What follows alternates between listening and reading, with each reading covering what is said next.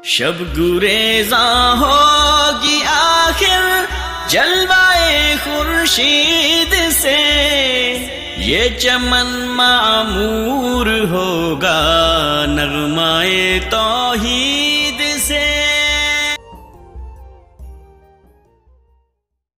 वस्सलाम अला अशरफिल अंबियाई वल मुरसलीन व अला आलिहि व अस्हाबिहि अजमाइन। अम्मा बाद फअऊज़ु बिल्लाहि मिनश शैतानिर रजीम। बिस्मिल्लाहिर रहमानिर रहीम।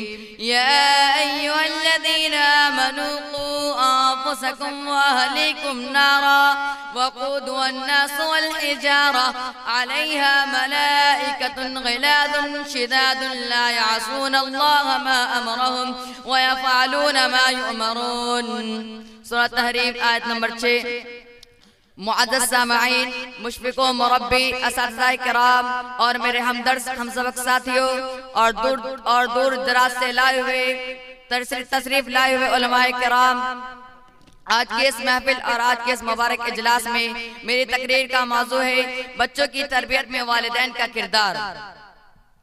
बिरादरान मिल्लत, हाज़रीन जलसा और मेरे इस्लामी भाइयों, अल्लाह रब्बुल आलमीन ने हम मुसलमानों को बहुत से फराइज़ सौंप कर उन्हें अदा करने का हुक्म दिया है। उन्हीं में से एक अहम फरीज़ा औलाद की तरबियत भी है, क्योंकि तरबियत ही से इंसान बुलंद मकाम को पहुंचता है। और जब बच्चों की तरबियत शुरू ही से कर दी जाती है तो हमेशा उसका असर बाकी रहता है और कोताही की सूरत में बहुत संगीन नताइज सामने आते हैं। इसीलिए इस्लाम ने माँ बाप को मुरब्बी की हैसियत से अपने बच्चों की तरबियत का जिम्मेदार बनाया है। जैसा कि अल्लाह रब्बुल आलमीन फरमाता है, या अय्युहल्लज़ीना आमनू क़ू अनफुसकुम व अहलीकुम नारा वक़ूदुहा अन्नास वल हिजारा अलैहा मलाइकतुन ग़िलाज़ुन शिदादुन ला यअसून अल्लाह मा अमरहुम व यफ़अलून मा युअमरून।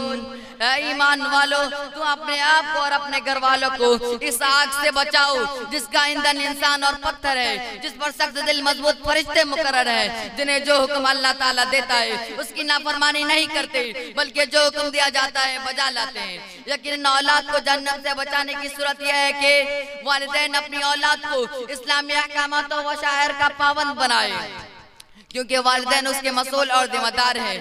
जैसा कि अल्लाह के नबी सल्लल्लाहु अलैहि वसल्लम ने हदीस में हर शख्स को अपनी जिम्मेदारियों से आगाह फरमा दिया, कुल्लुकुम राइन व कुल्लुकुम मसऊलुन अन रइयतिही।